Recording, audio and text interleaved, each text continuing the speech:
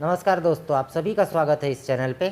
आज हम देखेंगे क्यूब और क्यूब रूट्स कैसे निकालते हैं, मतलब घन और घनमूल। आज हम ये देखते हैं कि घन और घनमूल कैसे निकाला जाता है और इसका सबसे आसान तरीका क्या है। लेकिन याद रखिएगा दोस्तों, जब बात आती है घन निकालने की, तो इसमें एक बार आप अगर थोड़ा सा ध्यान दे देंगे तो आपको कभी भी घन निकालने में कोई भी दिक्कत नहीं आएगी।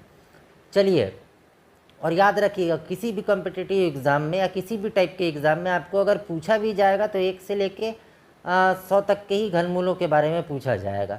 ठीक है, इससे ज़्यादा के कोई भी घनमूल, मतलब कोई भी 3 डिजिट के भी घनमूल आपको एग्ज़ाम में नहीं पूछे जाते। 3 डिजिट्स के कोई भी घनमूल आपको एग्ज़ाम में नहीं पूछे जाते। हमेशा अगर एग्ज़ाम में किसी भी टाइप का अगर घनमूल के बारे में क्वेश्चन पूछा जाता है तो वो हमेशा 2 डिजिट का ही होता है। ओके, चलिए अब आज हम देखते हैं कि घनमूल कैसे निकाला जाता है। तो अगर मैं कोई भी एक संख्या ले लेता हूँ 23, ठीक है। देखिए, मैं छोटी संख्या से चालू करता हूँ। मैं 23 की क्यूब निकालने की कोशिश करूँगा। क्यूब में वर्ग और वर्गमूल निकालना ये दोनों सीख चुका है।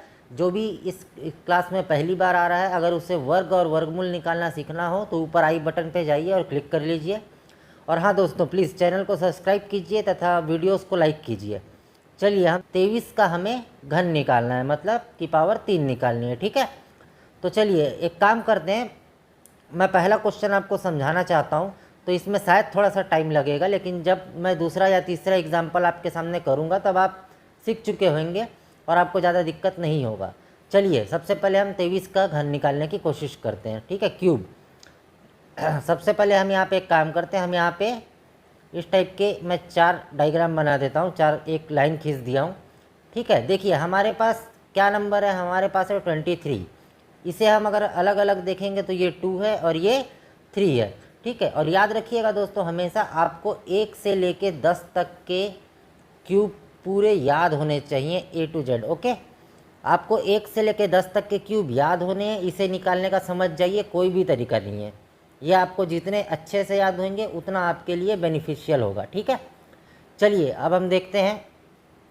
मैंने यहाँ पे लिखा, अब मैं यहाँ पे क्या करूँगा। सबसे पहले ये 2 है और ये 3 है, तो 2 का क्यूब क्या होता है, 2 का क्यूब 8 होता है।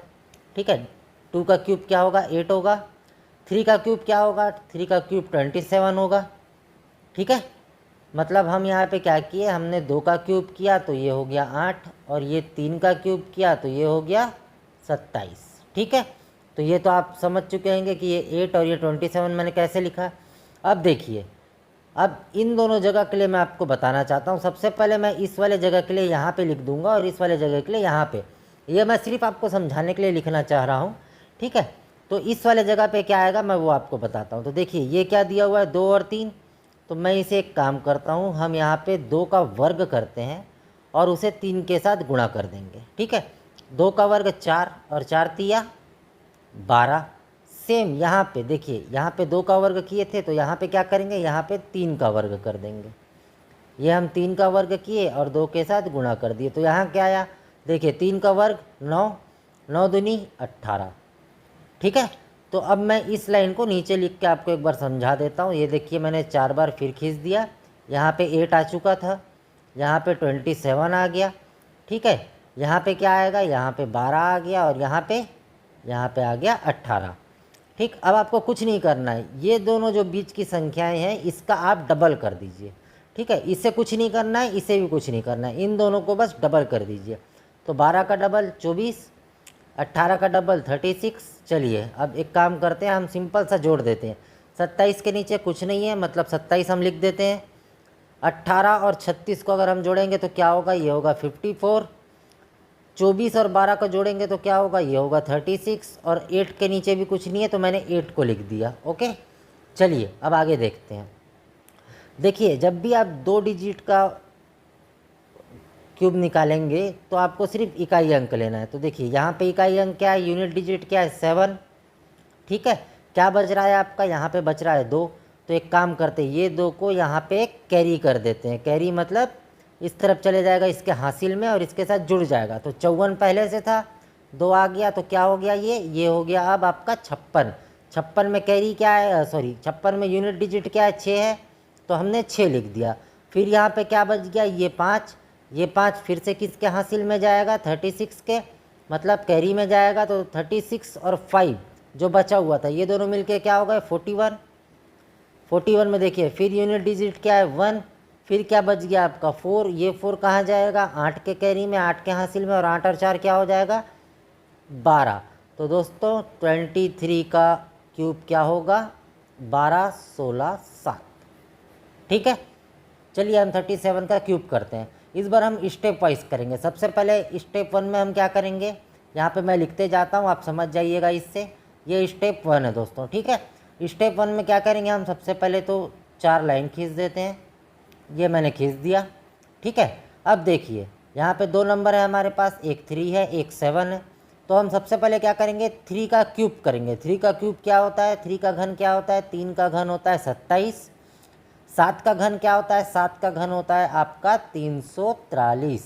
ठीक है, ये आपको सीखना है। 1 से लेके 10 तक का घन निकालना है, आपको याद होना चाहिए। निकालना छोड़िए, आपको याद होना चाहिए 1 से लेके 10 तक का। ठीक है, 10 का तो खैर 1000 होता है, इससे याद करने की ज़रूरत नहीं है। लेकिन 1 से लेकर 9 तक के घन आपको याद होने चाहिए। जब मैं घनमूल आपको पढ़ाऊँगा तब उसमें ये ट्रिक आपके काम आएगी। चलिए हम इसे देखते हैं। तो 3 का घन क्या हो गया, 27, और 7 का घन क्या हो गया, 43। चलिए हम स्टेप सेकंड में जाते हैं। स्टेप सेकंड में हमने क्या किया था, स्टेप सेकंड मतलब ये वाला, इसे हम ए मान लेते हैं, इसे हम बी मान लेते हैं। ठीक है, तो हम सबसे पहले ए के लिए करेंगे। ए में हमने क्या किया था, ये जो 3 है हमने इसका स्क्वायर किया था, और अगला जो संख्या है उसके साथ हमने इसका मल्टीप्लाई किया था। तो यहाँ पे क्या आ गया था, देखिए 3 का अगर हम वर्ग करेंगे तो क्या आएगा 9, और 9 को अगर 7 से गुणा करेंगे तो क्या आएगा 63। सेम मैं बी के लिए करता हूँ। बी मतलब ये वाले पार्ट के लिए। इस वाले पार्ट के लिए मैं क्या करूँगा, 3 वैसे ही रहेगा, यहाँ पे हम क्या करेंगे 7 का वर्ग कर देंगे। तो देखिए 7 का वर्ग मतलब 49, और 49 का गुणा अगर मैं 3 के साथ करूँगा तो क्या होगा, 9 तिया 27, और 3 चौक 12, और 2 14। ये क्या हो गया दोस्तों 147। तो चलिए एक काम करते हैं, हम यहाँ पे वैल्यू पुट कर देते हैं। ठीक है, तो ये क्या हो गया 27, यहाँ पे क्या है 343, ए में क्या आएगा आपका 63, बी में क्या आएगा आपका 147। देखिए जब मैं समझा रहा हूँ आपको, हो सकता है आपको थोड़ा सा ये कॉम्प्लेक्स लगे, लेकिन आपको इस टाइप का नहीं लिखना है। ठीक है, आपको इतनी प्रैक्टिस करनी है कि आपको लिखने का ज़रूरत ना पड़े, आप सीधे सीधे इसे डायरेक्ट कर दें। हम आगे के क्वेश्चन में इसे डायरेक्ट भी करेंगे। चलिए हम यहाँ पे आगे देखते हैं। यहाँ तक हो गया दोस्तों आपका स्टेप 2। ओके, अब स्टेप 3 में क्या होता है ये देखते हैं। चलिए अब एक लास्ट स्टेप है, ये हो गया स्टेप 3। इसमें आपको क्या करना है चलिए देखते हैं। मैंने क्या कहा था, ये जो दोनों संख्या होगी ए और बी, जैसे कि हमने माना था ए और बी, तो ये ए है ये बी है, हम इसका डबल कर देंगे। ठीक है, पहले तो ये जो लिखाया हुआ है ये सेम हम लिखेंगे, ये हो गया, और 343 हो गया। ठीक है, अब इसका डबल करते हैं। चलिए 3 का डबल हो गया 6, और 6 का डबल हो गया 126, मतलब ये हो गया आपका टोटल 126। यहाँ पे भी करते हैं, देखिए हो गया आपका 294। ओके, चलिए अब ये थर्ड स्टेप यहाँ तक आप समझ में आ गए। हम 63 का डबल करते हैं तो 126, हम अगर 147 का डबल करते हैं तो 294। ओके, चलिए अब हम क्या करते हैं, अब हम इसे प्लस करते हैं। ये वाली संख्या को हमने प्लस करना है। चलिए इसके नीचे कुछ नहीं है, मतलब ये सेम उतर गया एज इट इज़। ठीक है, इसे हम जोड़ते हैं, तो चलिए जोड़ते हैं। 7 और 4 हो गया आपका 11, 9 और 1 10, 4 हो गया आपका 14, 2 और 1 3 और 1 4, 441। अब हम इसे जोड़ते हैं, 6 और 3 9, 12 और 6 12 और 6 हो गया आपका 18, और 27 के नीचे कुछ नहीं है तो 27। ठीक है, चलिए एक लास्ट स्टेप है जिससे कि आपका आंसर आपके सामने हो जाएगा। चलिए लास्ट स्टेप में क्या है, मैंने क्या कहा था आपको, सिर्फ एक संख्या लेनी है, मतलब यूनिट अंक लेना है। तो 343 का यूनिट अंक क्या है 3। क्या बच गया आपका, बच गया आपका 34। 34 कहाँ चले जाएगा, ये इसके कैरी में चले जाएगा, मतलब क्या होगा यहाँ पे 34 आ जाएगा। आप इन दोनों को ऐड करते हैं तो ऐड करेंगे तो क्या होगा, 4 और 1 5, 4 और 3 7, और ये हो गया 4। इसका कैरी क्या हो गया 5। क्या बच गया आपका 47, ये किसके कैरी में चले जाएगा, ये चले जाएगा 189 के कैरी में। 9 और 7 ये हो गया आपका 16, 8 4 12 और एक हो गया 13 और ये हो गया 2, ये क्या हो गया 236, इसका कैरी 6।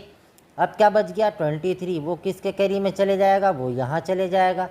चलिए इसे जोड़ते हैं, ये इसे डायरेक्ट जोड़ सकते हैं, ये हो गया 7 3 आपका 10, 2 और एक 4 और एक 5। तो इसका मतलब क्या हुआ दोस्तों, हमारा क्वेश्चन क्या था, हमारा क्वेश्चन था 37 का क्यूब क्या होगा। तो 37 का क्यूब क्या होगा, ये होगा। अगर आपको ये समझ में आ रहा है, अगर आपको ये वीडियो अच्छी लग रही है तो प्लीज़ लाइक और सब्सक्राइब करिए। चलिए हम एक और क्वेश्चन से इसे ख़त्म करते हैं। देखिए दोस्तों, मैंने यहाँ पे लिखा हुआ है 27 का क्यूब और 73 का क्यूब, मतलब आपको अब 27 का घन निकालना है और 73 का घन निकालना है। ठीक है, कोशिश करेंगे हम इन दोनों को लगातार एक साथ बनाए बिना स्टेप लिखे, जैसे आपको एग्ज़ाम में इसे सॉल्व करना है। ठीक है, तो चलिए हम देखते हैं कि इन दोनों को हम सॉल्व कैसे करते हैं। बहुत आसान से बनाएंगे, कोई स्टेप नहीं लिखेंगे, जैसा आपको तैयारी करनी, जैसे आपको इसकी प्रैक्टिस करनी है, मैं उसी टाइप का आपको ये बताऊंगा कि कैसे करना है। ये होगी। चलिए हम 73 का निकालते हैं सेम तरीके से। सबसे पहले 7 का वर्ग किए, 7 का वर्ग क्या होता है, मैंने यहाँ पे लिखा हुआ है 343।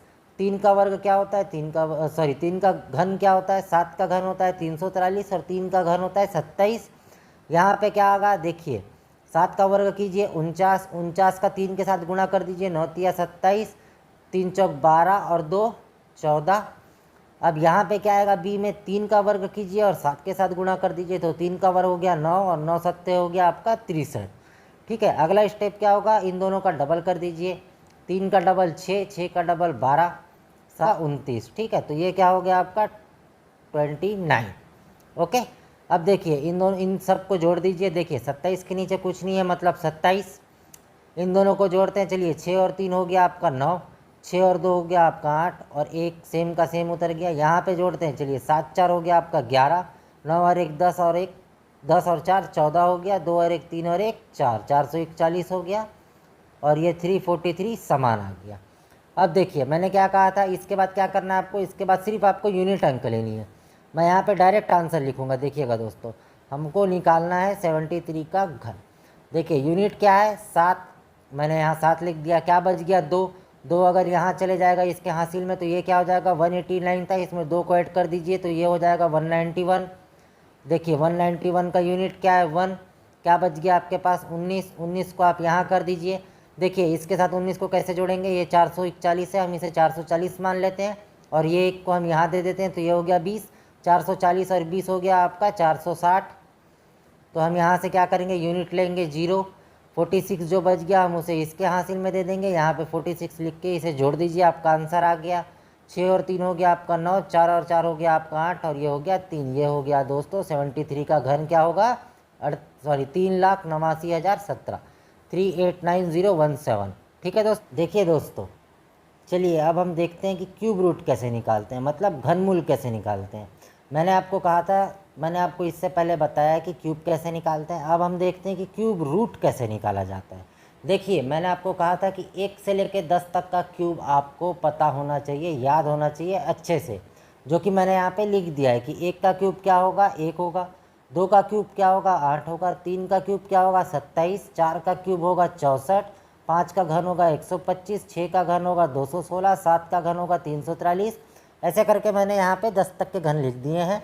ठीक है, साइड में मैंने लिखा हुआ है दोस्तों यूनिट इकाई अंक।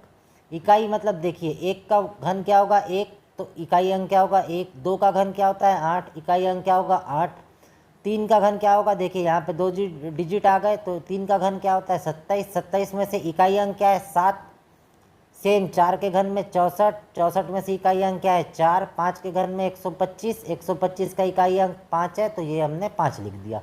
बाकी आप समझ सकते हैं कैसे लिखाया होगा। चलिए देखिए घनमूल निकालना बहुत ही ज़्यादा आसान है, इसे हम सिर्फ 2 क्वेश्चन से सॉल्व करेंगे और मुझे पूरा भरोसा है कि आपको ये समझ में आ जाएगा।